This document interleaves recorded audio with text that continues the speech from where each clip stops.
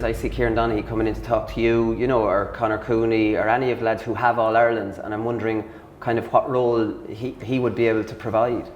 Yeah, I don't know if it's a lifestyle coach or performance coach. I don't know where people got that out of. Right. But no, he's in with the forwards, maybe doing a bit of movement and stuff like that. And obviously he's been with Kerry, who were so successful for so long. And if he can give us an extra 0.5% or 1%, like we lost last year's All-Ireland by a point.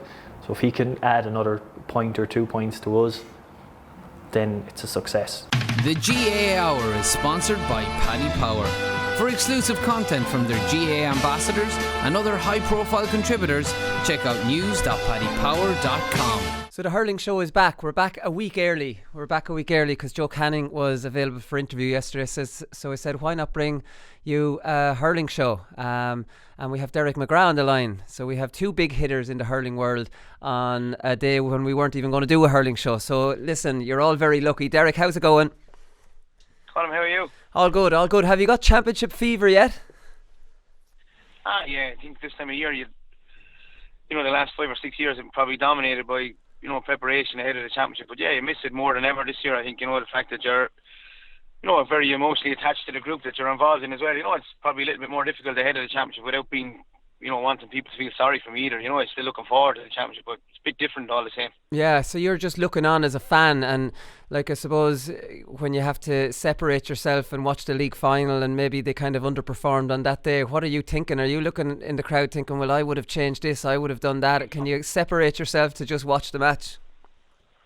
Yeah, well, look, I have to be completely honest and not be a hypocrite. I didn't even go to it because I almost consciously made a decision not to go to the Waterford games this year. I go to the championship games now, it's particularly the home games. My own home house, my parents' house, is only 20 yards from Welsh Park, so we'll have the Sambos out in the teeth for sale. We'll make a few pound that day, but listen, I didn't consciously. I kind of made a decision to, not that it's uncomfortable to go to the games, but just that detachment perhaps was necessary for all in terms of just moving forward. So yeah, look, I watched it on the TV, and I you'd be watching different parts of it. I think Waterford had a really, really good league and underperformed in the final. But there was elements of the final, in terms of Stevie's chance just before half-time where things could have been different as well, albeit, there seemed to be a gulf there with Limerick. But look, plenty to work on for the summer ahead for Waterford. Yeah, definitely. So RTÉ have released their summer coverage, and you will obviously be delighted as a Munster man. Me, not so much as a Leinster man, because there's 8 round-robin games in the Munster Championship, and then the final to make 9, and there's only 2 in Leinster, and the final to make 3. So I don't know about if you know, Derek, we have a big chip on our shoulders here on this show with JJ Delaney and Cheddar Plunkett and Conal Keeney about the Munster, the glory of the Munster Championship and the poor man's Leinster Championship. This isn't helping us. Yeah, I suppose, hey, nothing wrong with a chip on the shoulder. I've often been accused of being not the most paranoid man, but certainly, sometimes when you hear grumblings of discontent, they often come from my direction. So listen, nothing wrong with that. It gives you an edge in many ways. But yeah, look, I think obviously I'm part of that whole process for the summer, so it's a bit more difficult. Not that I'm avoiding or anything, but I think it's probably two things, I suppose. It's probably a reflection of the Munster Championship in terms of the perception around the Munster Championship and the reality around the Munster Championship last year in terms of the quality of the games. So you'd imagine that the national broadcaster is trying to give the people what they want in terms of, a reflection of viewership figures, a reflection of the quality of the games, if you like. And I think there's a general perception as well, if you like, that not that there's this disparity in terms of quality, but there's a disparity in terms of, the intensity of the games. And maybe that's based on traditional kind of hierarchy that the Munster Championship was kind of sacred. It's almost sacrilegious to be talking about it in any way other than it being above every other championship. So I think, there's lessons to be learned there. But I think it's, the games that they're showing, the Galway Wexford game, the Kilkenny Galway game, plus the final are games of real quality. The team that probably feel that they've been isolated are probably the Dubs in terms of, the progress they've made under both Pat Gilroy and Matty. So it's an interesting one, and it's a one for debate. But I can understand it to a certain extent as well. And that's not just wearing a Munster hat. It's probably wearing a, if you're in the decision making process, that you're probably looking at what do the people want, and you have to kind of put your hat on those particular decisions, I suppose. Yeah, no, you're probably right. And I think Sky are showing the Dublin-Kilkenny game, so at least that's one more Leinster match. How are you enjoying the analysis with RTE anyways? Like, I mean, I think you've been fantastic. Not easy turning around good analysis in the little short space of time you have between the live shows and the night shows. So you're going to be on the nighttime Sunday game this summer. Yeah, look, that's I'm really enjoying it, to be honest with you. Look, it's a on reflection, like Wooly, I suppose I announced my resignation in the middle of June, and I was almost on it straight away. And I'm not sure how that looked in terms of even the comfort zone of being on it straight away. So in my own personal reflection, I'm saying, geez, did I get involved too soon? And then you're kind of marrying that with the whole opportunity that it presents itself. So I think that can actually help to tide over the initial disappointment of how the year went last year. And then, you kind of, when you're up there at first, you don't want to go into a kind of an environment where you feel like, you're trying to impart something that has been evident in a dressing room or in dressing rooms over the last 5 or 6 years, but you don't want to have this kind of, I want to take over attitude. And I think the balance between imparting something that's, regarding tactical innovation or whatever, and I think you have to be very careful in terms of the language you use, that it's whilst there might be complex things happening, that imparting it in a manner that's simple but yet kind of educational. That's the trick for me, I think. But I would argue with anyone that an analyst's job is to provide depth, and if you can provide depth of what's actually happening, as against the kind of, I suppose, the humdrum language of populist opinion, I think that voice mightn't be always popular, but it's certainly the voice I'd hope to bring to it, Yeah, no, definitely. And pointing out stuff, there's loads of things now, because hurling has taken on a huge tactical kind of change and evolution in the last few years. And like, it's almost, we talk about it on the show, it's almost like there's football tactics coming into hurling, because hurling is now using the short stick pass that football always had. So like, I mean, that's the thing. John Myler has been talking during the week here, and he says he's even comparing it to soccer. He says you look at the likes of Barcelona and Manchester City, the way they move the ball, a lot of hurling is like that at the moment, working the ball and getting it back in high pressure situations. So it's this big press to win it back, and then it's when you have it, not launching it but picking out passes, and then you obviously won't have options for passes unless the movement is really good. So there's loads of stuff to talk about. Yeah, and I think you've hit the nail on the head with everything there. Even I guess you have later on, I read some quotes from Joe Canning today in the Examiner about the teams basically having 4 or 5 systems of play, that they can be fluid within the game and change things as the game is progressing, and the messages could come from water carriers. I think there's a rugby kind of template there.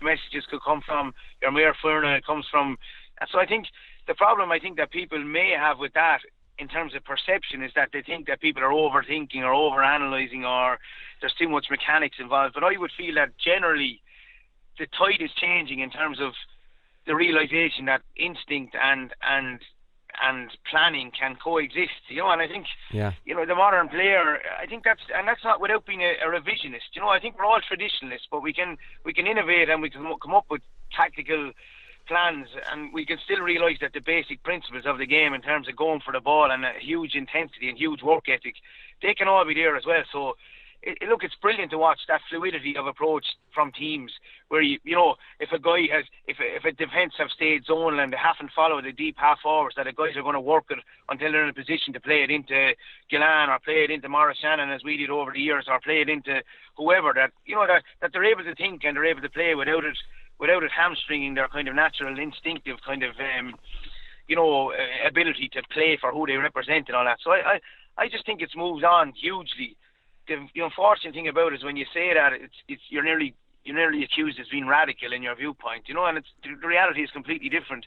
It's bringing the simplicity of the message. Like, we had a simple kind of theory we used to say to ourselves, we'll never work alone, and practically what that would mean is, and I see Kyle Hayes, Morrissey and Hegarty, they've dual roles, they've dual roles. Basically, they have to score, they have to get forward, they have to offer an offensive threat. But if Diarmuid Burns or Declan Hannon have decided to sit zonally, and their man is getting the ball, they're expected to be hit by Morrissey, Hegarty or Hayes. It's as simple as, and that's how it works up and down the field as one. It seems very simple, but there's a lot of off the cuff combined with off the training ground. It's as simple as. Yeah, that's the thing. I remember you telling me before you would have had a lot of different formations, and this would have been like a criticism of Waterford. So a bit of analysis could be pulled out, and you'd see Maurice Shanahan up front on his own.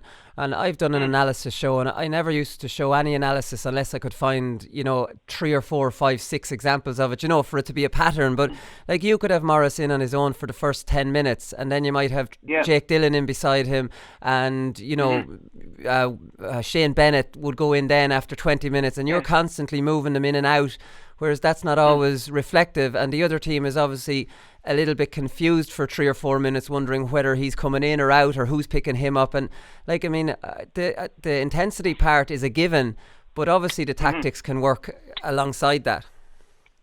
Yeah, and look, just even if you're talking about the league final earlier on, if you look at Galan's approach even in the league final, there was often I went back and clipped that game myself now, just in terms of I'd often look back at it and I said to myself, there's at least 7 or 8 examples where Galan is in there against Noel Connors, against Callum Lyons, against Tyga Burka, 1 against 3, 1 against 4, and it's what's happened in the run-up to that to allow that to happen, even in delivery of the ball. But you can imagine the size and the groans of discontent amongst the Limerick faithful if that ball had been delivered and Galan, is beaten by Tyga, and then that can affect your flow. So I just see loads of this, and in actual fact, Wooly, like, people actually think I'm being disingenuous when I actually say that we probably only played with an out-and-out 7 defender probably 4 times in my 5 years.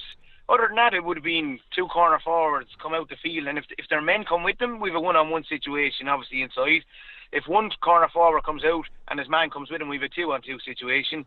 If one corner forward comes out zonally, sometimes we might place him. If there was a disparity between a half-back and a guy that he was on that was possibly going to burn him, we wouldn't mark him, but we put Colin Dunford in the area where the most threat was for Cork or Tipperary, etc. But we'd expect him to get back into to offer an offensive threat as well, and that's why the likes of Colin Dunford and Jake and those guys were taken off after 51 or 52 minutes throughout our 5 years. Yeah. So I think it's, and listen, that's probably me having a rant now. It might be perceived as a rant, but now that I'm out of the equation in terms of management, I'm keen to kind of put forward what's actually happening in the games.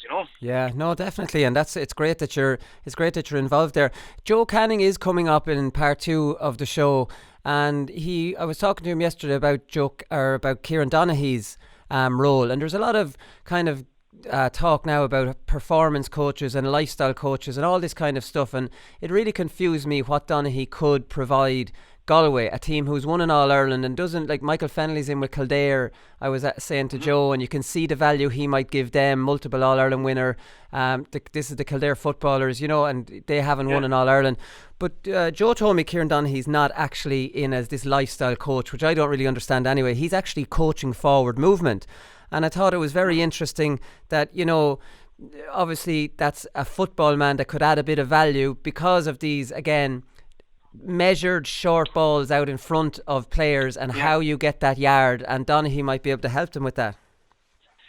Yeah, and look, you don't have to go back to 10, 15 years, I suppose, to see Mick Dempsey's influence in Kilkenny in terms of the whole setup there, both zonally, how they play, the tackle, everything that he's brought to the Kilkenny setup. But yeah, look, Donny's an interesting one for me, Colm, because I've only met the chap on 3 occasions, I'd say, but I was struck first of all by the force of his personality. Yeah. And secondly, I just remember reading, when he announced his retirement about the conversation that he had with Eamon Fitzmaurice around Dublin or Kilkerry's approach on the puck out or on the kick out against Dublin in the semi-final 2 years ago, where they went kind of almost in a full court press, and they basically pushed forward their whole half back line, midfield went forward, and if it didn't work, the half forwards are free for Dublin. Yeah. The result, and I remember saying to myself, there's something in this fella in terms of how he thinks, how he goes about in terms of strategy, and again, that whole idea of marrying fun and enjoyment with strategy. So I think it's a brilliant move by Micheál. I don't think there's much outside the box thinking involved in it, because a guy can translate or transfer the skills of movement, of patterns of movement, of creation of space, and it's almost Kinnerk-like. If you look at Kinnerk's influence on Clare and on Limerick now, obviously he's a football background as well. So people can come from that background and bring a different kind of sense of awareness or spatial awareness to that. And look, when you say those things, spatial awareness, or a lot of people again perceive those as being gimmicky, but on the training field, for instance, the most underused expression I've ever heard in intercounty dressing room, in my limited time playing, but in my 6 years or 5 years involved in management, has been, we're going out to play 15 on 15. And the most overused outside the dressing room is they just went out man to man 15 on 15. Yes, there'll be individual battles between key matchups, of course there will, but the reality is most teams, if not all teams, have some sort of system of play and have a fluidity to change it. And Donaghy would, in my opinion, would bring a real X factor to that, and I guarantee as the summer goes on we'll see evidence of that. Yeah, no, I think so. Here's another one with Limerick, because they're obviously All-Ireland champions and we're just looking ahead to the summer, and tactically it's such a difficult team to play against because they want you to follow their half forward line to leave loads of space and to give brilliant ball. If you don't follow them, they're so dangerous. They will actually work it until they can find the spare man that hasn't been followed. So, like for example, Tadhg de Burka in the league final tried to drop back and cover the full forward line. Because of the brilliant ball they give into Galan and it's diagonal, the sweeper finds it really hard to get over and double up. So are you nearly as well off to follow everyone all over the field and not allow Limerick find a spare man to give in a good ball, or should you be dropping off? It's definitely a difficult one. Yeah, there's two possibilities there, and just a good narrative there, or a good analogy was our approach against Limerick last year was, I won't say conventional, but we play with a certain shape against Tipperary, and we played the same against Limerick, and it completely backfired for us. We saw corner forward come 40 yards from the goal, and he has to bring his man with him, which results in the half forward line dropping deep. Therefore, the 5, 6, and 7 are able to stay zonal, but Limerick in reverse brought their two corner forwards right out the field. So they had the numbers out where the traditional kind of war zone is. So for two things for me, I think one, you could follow them. So in other words, you follow Hegarty, you follow Morrissey, you follow Hayes way down the field, 100 yards, which gives Limerick then the chance to go direct and real fast against you into a 1-on-1, 3-on-3 situation. Yeah. The only way to do that ultimately is probably to play with an out-and-out 7th defender. And then you can go with your 5, 6 and 7. You can go with your 10, 11 and 12. Your 5, 6 and 7 can follow. And you can have a kind of a press of 5 forwards against the 6 backs. The problem there, as you've already alluded to, is Richie English is very comfortable. Casey is very comfortable. Tom Condon is powerful when he runs, and they can run it out against you. Yeah. The only other alternative I would see is Dublin brought back the 7th defender in the league semi-final and gave them some problems. Yeah, but then again, you're at this stage now. They have an extra man back, and they are so comfortable, and it'll end up with Cian Lynch, and he'll just pick out the right man, and then they're free. And now the ball's coming in lovely diagonally again. Yeah, and the only other alternative I would see is that there's no point in playing Limerick like the only other alternative I would see is that you could play with a shape of, we used to call Cork, that you have 2 corner forwards out in the middle of the field, which Clare often do. So you line up conventionally, your 13, 14 and 15 have their hurleys up like most teams have now. You're lining up conventionally with Richie English, with Sean Finn, with Mike Casey on the full back line. But the minute the puck out goes over your head, that 2 of your corner forwards or 2 of your full forward line head straight out in a kind of demonic fashion out to the middle of the field, looking for work as the general play is taking place. The problem with that is your 5, 6 and 7 have been brought everywhere on the puck out situation, and you haven't had your 10, 11 and 12 back. The only alternative to that is something we did ourselves. The midfielder that's likely to do less damage to you. You could always use one midfielder like Jamie Byrne or Kevin over the years. And you drop off him. You'd drop off. The guy that's not going to kill you, like a Dara Fitzgibbon could kill you, a Noel McGrath could kill you, a Cian Lynch would kill you. The midfielder that's less likely to do you damage, we'd often have a scenario where you'd go 10, 15 yards off him and offer that kind of zonal help to the guys because they've been dragged everywhere, so, but there's doubt in that, that's the only thing. Yeah, no, it's definitely not an easy system to come up with a solution for. There's no doubt about that, because whatever move you make on the chessboard, they have one to kind of counteract it as well, because they have Galan, who's so good in the air. Maybe it's just man up all over the field and forced them into the kind of more long hopeful balls, and you'd hope that your defenders can break it down in front, because although Flanagan and Galan can win those type of long hopeful balls, that's where they kind of have you. That's the thing, and that's the thing. You can do that, and in Walsh Park, for instance, I think Waterford will have the opportunity to do that. It will almost look like they're manning up, but they'll still be able to up and down the field in waves. They'll have the opportunity. The similarity I would see with Limerick, we'd say that Cork team of 205, 206, if you look at the Cork team when they're preparing for the All-Ireland final against Galway, whatever year that was it 05 or 06, I can't remember now offhand, but they were renowned for being this short passing team, doing low, controlling things from the goal. Yeah. And for the final then, they actually changed their approach against Galway, went very, very direct. And I think Limerick have the ability, with the aerial prowess of Gillan, of Shamie Flanagan, of Conor Boylan, even a guy that's been put up on a shelf since the league match against Kilkenny almost. And when will we see him during the summer? And they have that ability to change it up as well, which is a dangerous thing. Hegarty could slip in full forward into the full forward, and they could go with a kind of a Twin Towers approach as well if they needed it. And I'd imagine they can mix it like that as well. Yeah, no, they definitely can. Come here, their success under puckouts is off the charts. So Tom Morrissey was being interviewed this week, and he said that teams have been starting to figure out. He said it was happening during the course of last year as well. The most obvious one I came up against was Waterford in the league final. It was blatantly obvious they were trying to set out to stop us getting a good starting point on puckouts. They won 70% of their own puckouts, which is, for me, it's outstanding for hurling. Like, it's an outstanding figure for Gaelic football, never mind hurling. Yeah, it's incredible. It's incredible. Now, a proper breakdown of those things would show, again, the Kinnerk, Fitzgerald, even Davy Fitzgerald. I know people mightn't link Davy with Limerick, but I would see an influence or a kind of correlation between Davy and Kinnerk having worked together as well in terms of the constant grouping together, the creation of space up front, the amount of puckets that go to a corner back in the league final to Richie English, for instance, because Waterford had a similar tactic to Clare had against Cork under Donaghy Logue a couple of years ago in the Munster final, where Clare were renowned for that kind of movement under pucket, and Clare brought their whole half forward line back to stop Nash's puckets, if you like. The one lesson for me in that was in the 2017 Munster Championship game against Cork, we prepared absolutely meticulously for Nash's puckets, to the point where we would say we leave Damien Cahalane free, he's maybe perhaps our Colm Spillane free, we'd have the person and we'd line up with 2 or we'd line up with 3, and he still picked us out that day. And the general point, and I hate to be as mundane as this, but by the time we got to the All-Ireland semi-final and we played Cork, it was a complete focus on our own style, our own selves. Now that probably contradicts what I said earlier on in terms of planning. Yeah. But you have 2 choices.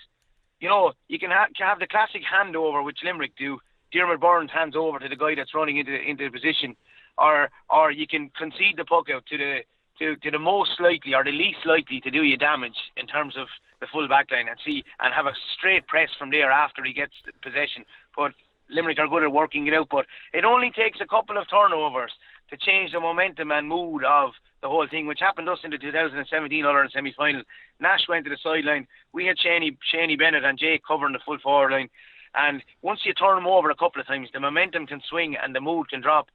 With most teams, Limerick, I'm not sure, because they seem to have a fairly powerful mental edge in terms of sticking to what they do as well. Yeah, that's the thing. Like, I mean, if you rattle them, you put manners on it once or twice. And I remember that All-Ireland semi-final, Nash put one over the sideline. There was a huge cheer, and it was almost like it's as good as a score, really, for ye. But like, I mean, for me, just looking on the obvious, the best. The best tactics I can see from puckouts, and Clare very obviously do it, Limerick do it, fairly sure ye did it as well, is just to go back half a line, so your full forward line drops back halfway between the half forward line, and then your half forward line drops back towards midfield, and you're close to every line, but you're not on every line. So if it goes short to the corner back, all 3 full forward line will push up. They'll all push up. So now instead of having a set play puck out, your cornerback's under pressure. So that works in that regard, and it also works if they go long. You have enough bodies close enough to where it's going to land. Exactly. You have the numbers. It would have been shape. We played against Kilkenny in 2016 All-Ireland semi-final drawing match and replay. You're within the war zone of, like, Brick would work with Philip Manny, 10 and 5 working together, 7 and 12 work together, 11 and 6 work together, and the 13, 14 and 15 are 10 yards off their cornerback, Hurley's up, etc. And again, if you can tie that in with one of the midfielders perhaps, so if Tyke has gone man to man with TJ Reid, and TJ Reid is dragging him to the sideline, he's gone with him, but Jamie Barron has gone back on the break because he's on what we view as the lesser midfielder in terms of a fella that's going to get it and damage us by scoring from long range, etc. And I think everyone knows the role, and it's a fairly simple role. And that ties in with the whole debate around, is it a sweeper or is it a deep-lying centre-back as well, that there's no ambiguity there, that you know, if I statistically looked at the 5 years I was involved in and the amount of scores that centre forwards have got across the board, because the centre back on most teams, Declan Hannon, Gerard McInerney, Pádraig Marr, Tadhg de Borca, and Killian Buckley have just they've married a system whereby they're able to be back sweeping up, but they're also able to there's a realisation that they're going to concede maybe 2 or 3 points or 4 points from play off their direct opponent, but it's what they're bringing to the whole overall team plan, you know? Yeah, every team plays a sweeper and they use their centre back as the sweeper. The only team that doesn't use their centre back as a sweeper is Wexford, and Matthew O'Hanlon marks the centre forward. That's because they have a sweeper already back there. So my argument is, when every team is defending, they nearly always have a sweeper. It's just when they're attacking, Wexford will still have the sweeper, where the others will kind of have moved back more towards an orthodox position. Is that fair? Yeah, that's very fair. I think I heard a brilliant interview with Brian Cullen a number of years ago when he retired from the Dublin football. He talked about a defensive advantage. You know, a defensive advantage, he just said, on every play. And I think what Limerick do often, it's not noticed, they often leave Diarmaid Byrnes as well as Declan Hannon. They do, yeah, they do. In that particular zone. And he becomes that option for, if a ball drops into Nicky Quaid's hand, he's the fella that will just go out to the right half. You know, the ball will come out to the right half back area straight away, and he's setting up that long crossfield ball then from his area because he's such a good striker. So I'd say if you're preparing for Limerick, you're going to be preparing to kind of cut off that Diarmaid Byrnes, Declan Hannon axis. And ironically, the only way to do that might be to even not play without a full forward line. It sounds a bit dramatic, but to play with almost a marking system on those 5, 6 and 7, not in the Tommy Welch, Lar Corbett type scenario now, but really up close on them, and yet you have your full forward line out in front of them, and that sounds a bit mad because you have 6 forwards in the line out the field, but that's what Limerick I think are going to face from different teams as the summer develops. But it's all interesting in terms of the debate, and it's you know, I think it's part of the whole discussion that interests me more than anything. Yeah, no, definitely. Come here, Nicky English was talking. He was at the Sky launch and he was talking about Parnell Park, and I thought they were interesting comments. We mentioned him on Monday, but it was just me and Conan here, and we don't know the first thing of what we're talking about on a hurling pitch. But he says he's talking about Parnell Park. He says teams won't like going to Parnell Park. For me, I'm not sure. From an inter-county hurling perspective for championship matches, it's a very difficult place to go. Like, you could argue, if you're the opposition, whether it's fair to actually play in Parnell Park because it's very tight. And I hadn't really heard anybody come out that strongly against it, because I was looking at the measurements of the pitches, and Walsh Park is actually 2 metres even tighter than Parnell Park. Like, I didn't know there was this much thought went into the size of the pitch, and would it even have an effect on maybe the way you would set up? You know, I think there's something in it. Like, first of all, I don't think it's unfair. I have to be perfectly honest. I don't, because and I know this sounds a bit bland, but it is what it is. Like, Parnell Park brings other challenges for the other teams, in that it's the home venue, it's the traditional fortress established under Daly, if you like, or built on by Gilroy last year to a certain extent, and further by my Matty. So it's the, you know, without being, as I said, that cliched pundit, it brings that Galatasaray element to, and so does Welsh Park, and all those home venues bring that. In terms of setting up, I think there is a difference. I think in Walsh Park, for instance, I've alluded to it already, I think you can set up with a defensive 6 very, very close, very, very tight together. It'll look like it's conventional to many eyes, but it'll be far from conventional, because you have the ability to be able to get your extra midfielders, your forwards up and down the field, and it'll just be the win or the victory or the performance will be classed in next day's newspapers as complete honesty of approach, work ethic, etc. But if you have an opportunity to train in a field for 5 or 6 weeks beforehand, and you have 2 home games there, it creates many rewarding benefits, if you like. So, you know, so I think it is a factor. It's a smaller pitch. Parnell Park and Walsh Park are smaller pitches. The one I'm surprised by in terms of dimensions is that Limerick is only 2 metres wider than Welsh Park. I would see it as being a lot more expansive than Welsh Park. I think the thing about some of the venues, Nolan Park, Welsh Park and Parnell Park in particular, is the crowd seems to be kind of in on top of you, and it kind of lends itself to maybe not the most detailed analysis on the actual width of the pitch. But for me, it does create, you know, it married with the whole passion of the crowd is the fact the dimension of the pitch allows for just a certain way of playing, if you like. Yeah, so that was it. So Parna, I was surprised at the Gaelic grounds as well. Now I pulled that off Wikipedia, Derek, so we know what that's like. But on that, Parnell Park is 141 metres long by 82 metres wide. Walsh Park is 142 long by 80. And that's just in comparison to likes of Pierce Stadium or Semple Stadium, which are the biggest under the measurements that you're allowed is 145 by 90. So Walsh Park is 10 metres, 5 on either side, more narrow than Semple Stadium. It's definitely a massive difference. Like it's a backs ground anyways. It's not a forward movement. Yeah, 100%. And a simple one, I just can't. I always just say, we were just an interesting thing talking to Dan over the years. I say, how many times have we seen wing forwards been taken off from Welsh Park? For my 5 years, I know it's a simple, just in in social conversations. Anytime I look at there's always wing forwards. It's always a game where the game is dominated down the middle almost. Where you have, there's no room really for, not expansive hurling. I don't even like the word expansive hurling, but there's it's just an up and down pitch in terms of. What I mean by it is the ability forwards and backs should be able to get up and down the pitch all day in such a tight confines, Yeah, no, definitely. Here, were you surprised about the ticket allocation in Waterford? Because I was reading this week and I was surprised. I tried to get in contact with the Waterford County Board, but there was no answer to the phone, which is a lot like a lot of county boards when I ring them actually. But that's neither here nor there. They never seem to answer the phone. But he says. It said that even though it's a home game from Waterford, Clare will receive the same allocation of tickets. So 11,500 are going to get in, and Clare are due. Like the whole idea of home advantage is obviously what we talked about. Familiarity with the pitch. But then there's having that kind of Galatasaray, like you mentioned, element of most of the support is yours. There's a huge roar when you score, and you could hear a pin drop when they score. That in the GEA, and was the same with Newbridge or Nowhere last year. Mayo got the same allocation as Kildare, even though Kildare had a home game. So it must be some sort of GEA policy. It doesn't seem fair to the home team.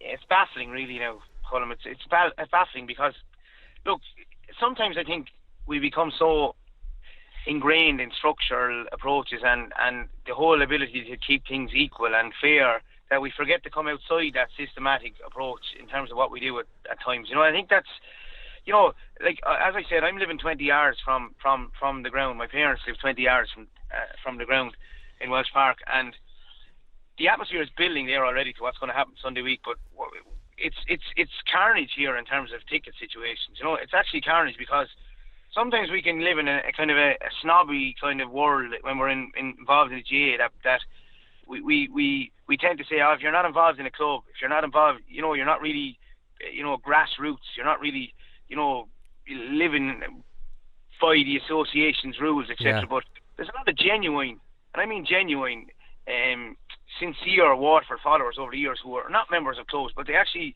social aspect of they've gone to every league game, they go to every Munster League game, and they're going to be left stranded without tickets. So I think, you're asking me a question, and I think it should be 60-40 for the home games. If you want me to give a percentage on it, it should be even 70-30. If I'm completely honest, I'd go 80-20 for a home game. That's it. I'm on a program here, and there's no point in pontificating about it without coming with some sort of solution. So I would say, 60-40, 70-30 in terms of the breakdown. And the teams know from the start of the year that's the way it's going to be. Supporters know from the start of the year and make it clear from the start, and there'll be no ambiguity then. Yeah, no, that's it. See, maybe then Tipperary might complain in that Semple Stadium can hold enough for everybody, so they're not curtailing. But the detail. The key is in the detail of the planning. If you're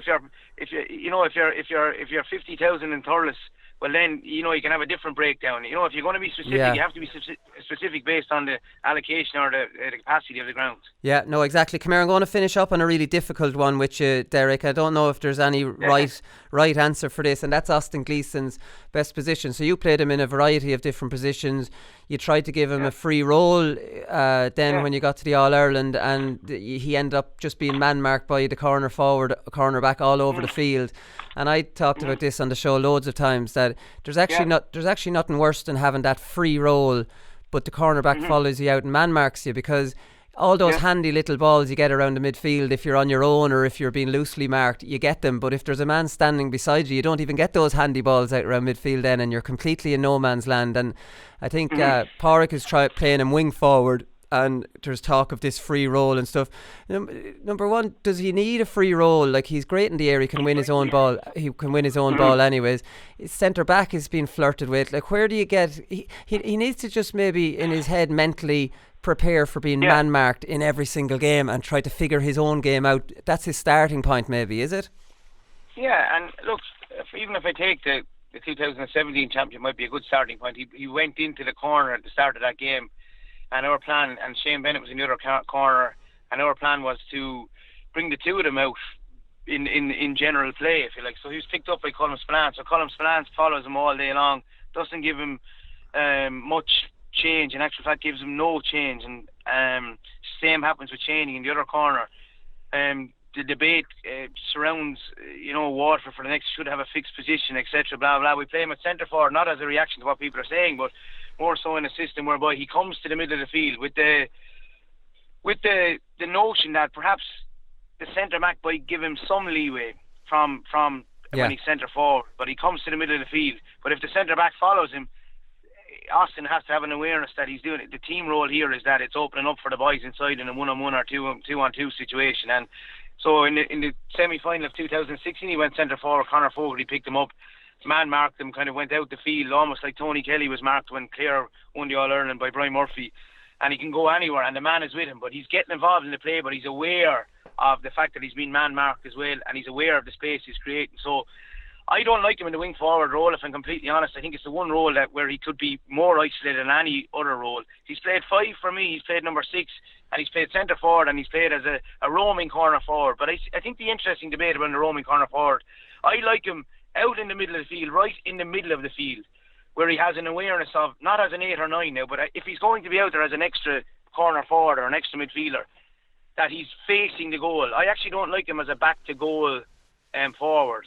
Now, right. I know you'll come up with you'll counteract that and say, Jesus, Early, he was brilliant against Kilkenny in 2016 in the All-Ireland semi-final and All-Ireland semi-final replay.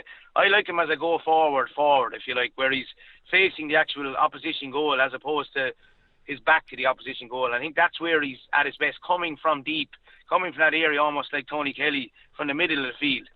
And I think it's just up to whatever strategy Waterford employs. Sometimes you can pick the corner you want him to go into. You can leave him in there for 10 minutes. Against Clare in 2016, we left him in the corner for 10 minutes and he gets a couple of scores, and then you can mix and match with it once his confidence is up based on he's flowing then, So I think so when I see the debate around him, I think he needs to be kind of minded in the game, and people need to have a connection with him in terms of, now we have him flowing, now he can and he'll understand each of the jobs he has in those particular roles. And people might listen to that and say that's completely complex. It's almost a Pogba debate where you're kind of saying, oh, Pogba is better suited to left of midfield, or he's better suited to the centre and all that kind of stuff. Austin can hurl, and he can hurl free even if there's a man on him, and that's what he realises, and he needs to realise that. He knows that himself. I would have had that discussion. What team setting up against Waterford in their right mind is going to let Austin free? So he's just going to have to deal with that situation, whether it's centre forward, wing forward, midfield, in the half back line. He's going to have to deal with that. And I think that's a debate that would surround Austin. But he's good enough, and I think he's highly tuned coming into the championship now to produce a good championship. I think we're going to see the best of him in this championship ahead of us. Good. Well, fingers crossed. I wonder, would midfield be his best position? Because midfielders don't man mark each other for starters. Then if he was midfield, the other team might have to move it back up into midfield, and then their midfielder might be in no man's land, maybe having to move back into the half back line. Do you know what I mean? Would midfield... Yeah, it's a good point. And I saw him in the recent club match against Roemore now playing midfield. He looked happy there. Right. I think the debate is about realising what your job is as well. Realising that there's a structural element to your job as well. In that I am able to mark, I am able to hurl, and I am able to kind of score. I can be free, but I can still concede. If I went through the stats on midfielders, that each fellas marking each other are getting 3 and 4 points from each other. Jamie Barron got 2 goals and a point against Cork a couple of years ago in the semi-final, and I think Darragh Fitzgibbon nipped 3 points off him the same day. It's the reality is that there could be something in that in terms of a good midfield five for Barron, if you like, there, and the ability to get forward from there. But I think it's more a situation where the media or people interested in Austin and what his best position, not they need to lay off, but they need to realise that, I suppose, that a variety of positions for him is only an excuse for him not playing well. It's only an excuse. He needs to, it's the certainty can come with the uncertainty, and that sounds contradictory, but that's where I would see. Yeah, that's where I would see him flowing. And that's the thing as well. But also he needs to probably realise, and I'm sure he does realise, that a lot of these debates are based around where can he get into the game the most. Whereas, like I said, he can win his own ball. Like Tony Kelly's going to get man marked no matter what game he goes out in. The best players are going to be man marked. It's not about finding a position that he needs to be free. Like, that's never going to happen. He needs to realise, listen, and in his own head figure out maybe how to lose these man markers and how to maybe, drag one to the sideline if he's smaller than him and be isolated for a puck out, and use his head on the field as well to get himself into the game, not for someone else to get him into it. Yeah, and look, I remember reading an interesting quote of Chaffis Patrick, the All-Ireland final against Kilkenny a number of years ago, where he didn't touch the ball for the first 28 minutes. Right, if Austin's not on the ball for the first 28 minutes, it's not good for Waterford. We need him flowing to have ultimate success, I think. I think we need him in the game, we need him flowing. But I was just at something yesterday, Willie, and I was saying that Conor Gleeson would be a good midfield foil for Jamie, because, he could take down Keane Lynch, he could take down Darragh Fitzgibbon, he could take down Noel McGrath, he could take down the players that you think are going to do you most damage in the other midfield, and he could still be able to play. So I think Austin is in a similar scenario, that he knows that, and when he's angry and when has a little bit of indignation about him, that's when he actually flows the best, and I think that's what's ahead of him. I think there's a very good template there. The Munster Under-21 final of 2016, Austin was right half back, went into centre back, and he dominated the game down in Welsh Park in a manner that, was just really, really striking. And I just think he's going to bring his best to Welsh Park. He's living in the town. He's from the city. He's a townie, for want of a better phrase. And I just think he's going to bring everything he has to those two home games in particular. And I think we won't be debating position. But listen, we played against Clare in 2016 without mentioning, the analysis. It was described that day that he was playing great in the half back line because he had number 6 on his back, but he wasn't even playing in the half back, and he was just, he was flowing. Yeah. He was flowing, and he was coming from deep. But I'm looking forward to seeing what he'll bring to it, because I expect him to bring something really, really, really special to it. Yeah. Okay. Listen, Derek, I've taken up enough of your time. Thanks very much for that, and hopefully we'll talk to you again over the course of the summer. Right. So, Hurling to the Core ambassador Joe Canning was in Dublin yesterday to announce more unmissable rewards for Bord Gáis Energy Reward Club customers, and I went along to the Clarence Hotel and I spoke to him. So that's up next.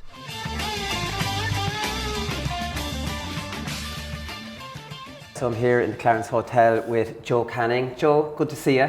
Cheers, Willie. How are you? Good, yeah, not too bad. You've had the operation. Where are you at? Yeah, I had it just over 4 weeks ago, so okay.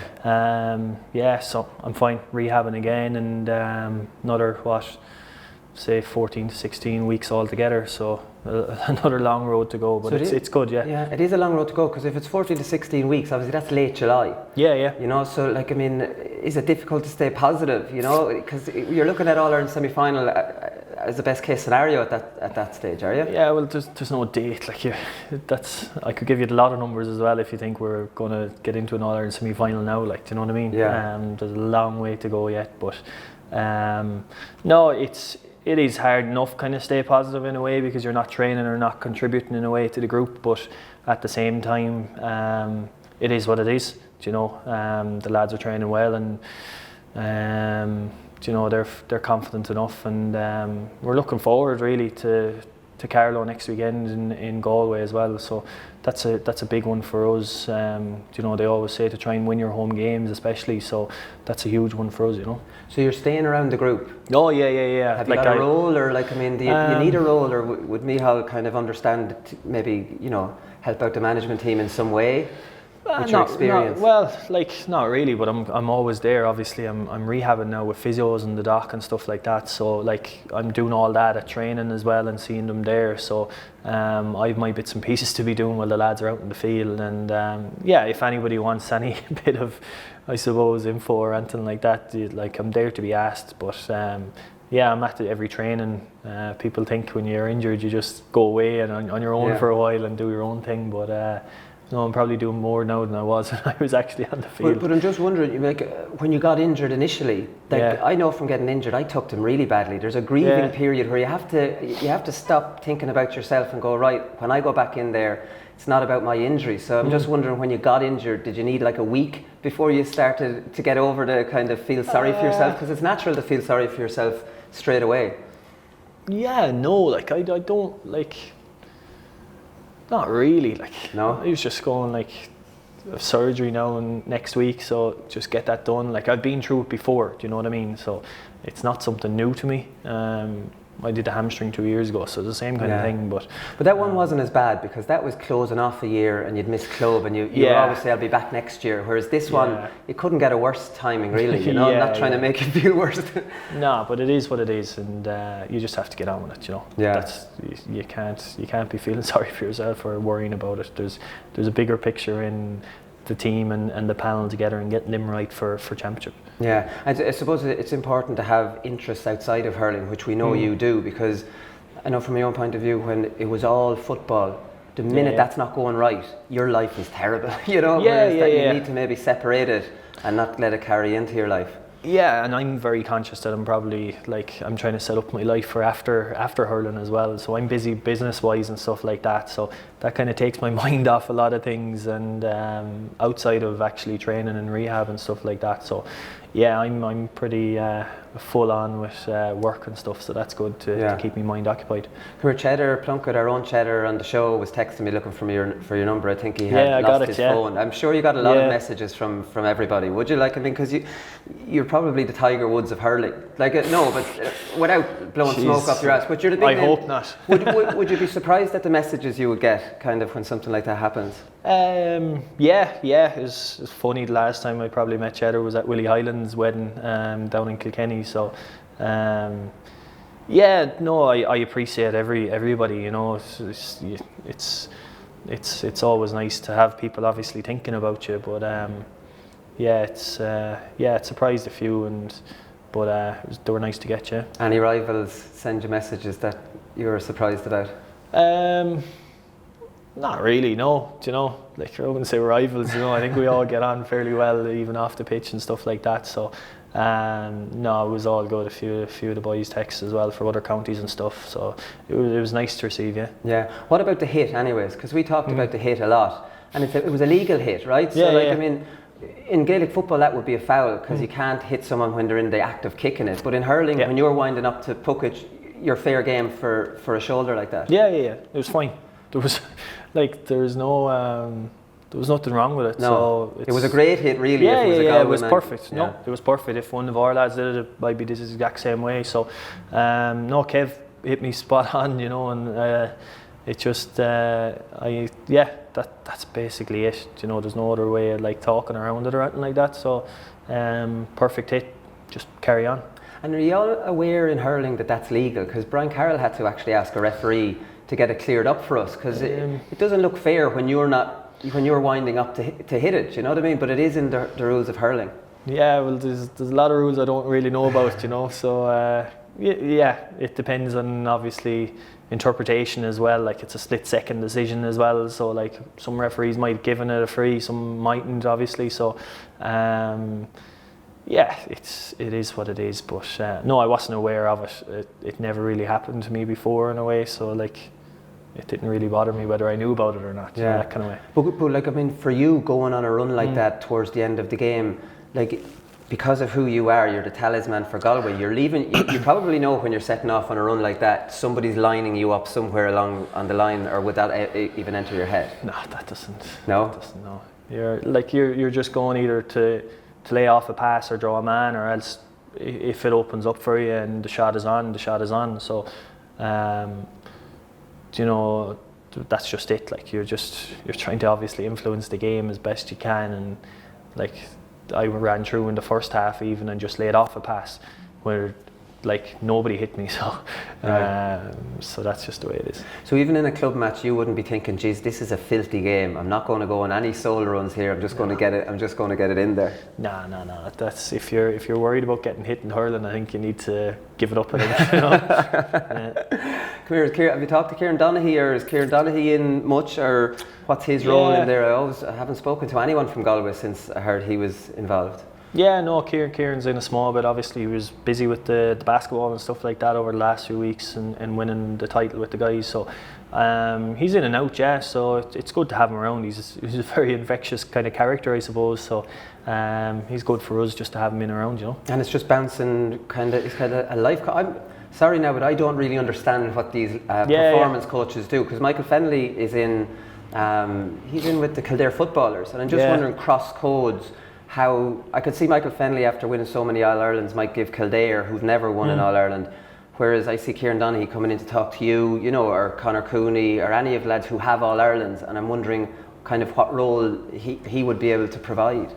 Yeah, I don't know if it's a lifestyle coach or performance coach. I don't know where people got that out of, right. But no, he's in with the forwards, maybe doing a bit of movement and stuff like that. And obviously he's been like with Kerry, who were so successful for so long, and if he can give us an extra 0.5% or 1%, like we lost last year's All-Ireland by a point, so if he can add another point or 2 points to us, then it's a success. Do you know what I mean? It's small margins. Yeah, and I suppose that's a good idea, considering the fact that there's a new style in hurling now. So maybe movement in the forwards 10 years ago didn't need to be at the level it needs to be at now. You know, whereas like pinpointing passes.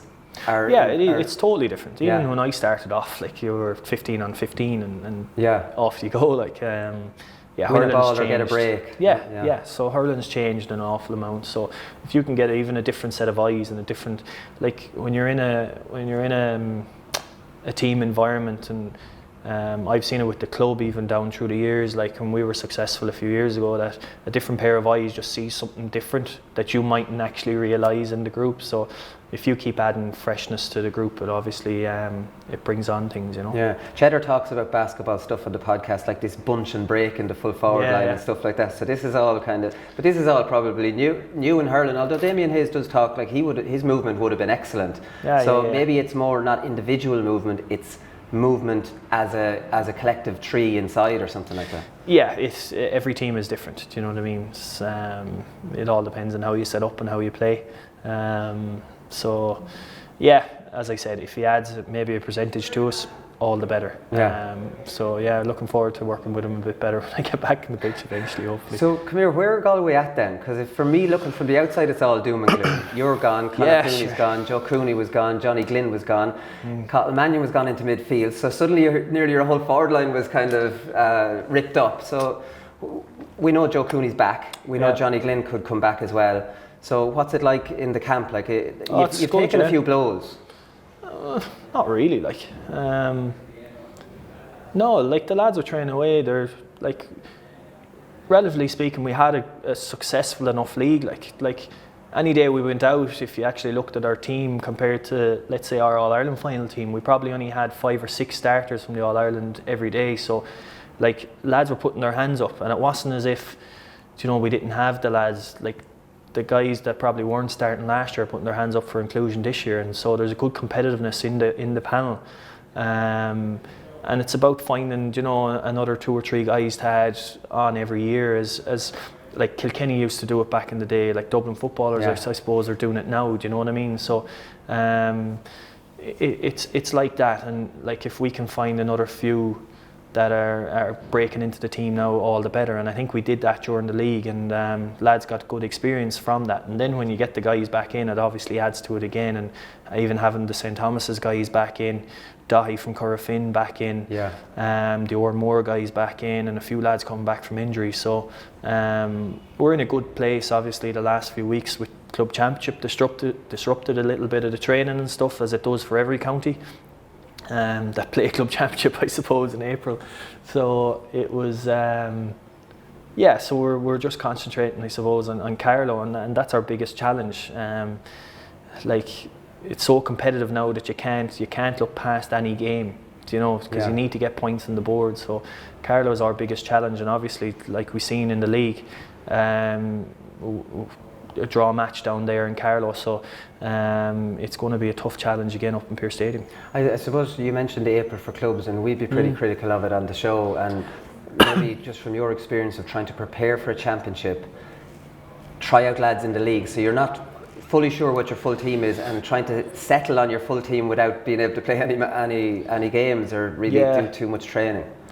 Yeah, it's funny. You only have probably, like, it depends obviously when you finish your club championship, but realistically maybe 2 or 3 weeks kind of lead in from it.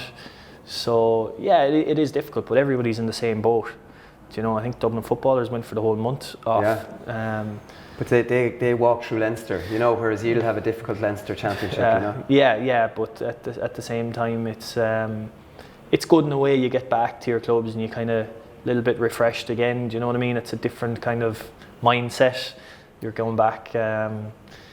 It's probably a little bit less pressurised situation. So it's nice to get back with the club lads. Obviously, I didn't do it this year, but it's nice for the rest of the guys. Yeah. So with the injury now, just that you got the operation 4 weeks ago.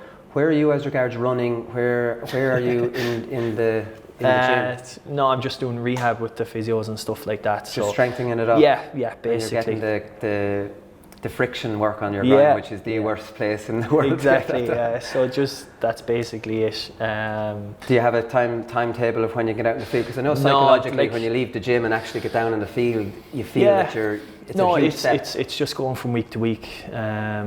So that's basically it. It's just rehab at the moment. I don't know when I'll be on the field, to be honest. Okay. I don't like putting dates on things, because then if you don't meet it, you're kind of put back again. So I'll just go with whatever the physios tell me, and I'll trust him 100%. And you're not in there on your own. You have a couple of teammates in on the treatment table. Yeah, Finton is in there now. He got the surgery on his cruciate a few weeks ago as well. So the two of us are kind of resting up inside, lying on the tables, getting physio, so it's good. Yeah. But at least you have someone, because on your own it's a disaster. Yeah. Quick, just to finish up, obviously you were looking to retain it last year, and every year when we have an All-Ireland champion, they immediately go in as the ones to beat the following year. Limerick are in that hot seat now. I mean, how difficult? You seem to be going through the year really, really well, maybe up until you met Clare and then struggled over them, but they're a very good team. And then lost out to Limerick. Like, is the pressure to retain it huge? People are talking about Dublin's 5 in a row now. Like, what is it like in hurling? Because no team really has done it outside of Cork and Kilkenny, who was a bit of a kind of a freaky team. How difficult are Limerick going to find that kind of pressure to repeat it? Or I don't think they're doing too bad. No. Well, you were in a similar boat last year too. At this time. Yeah, they kind of powered through the league, I suppose, and got on very well. So. It doesn't look to be phasing them in any way. I don't think it phased us either. I don't think there was huge pressure. I think, if you look at our record over the last 2 years, I think we've been pretty consistent.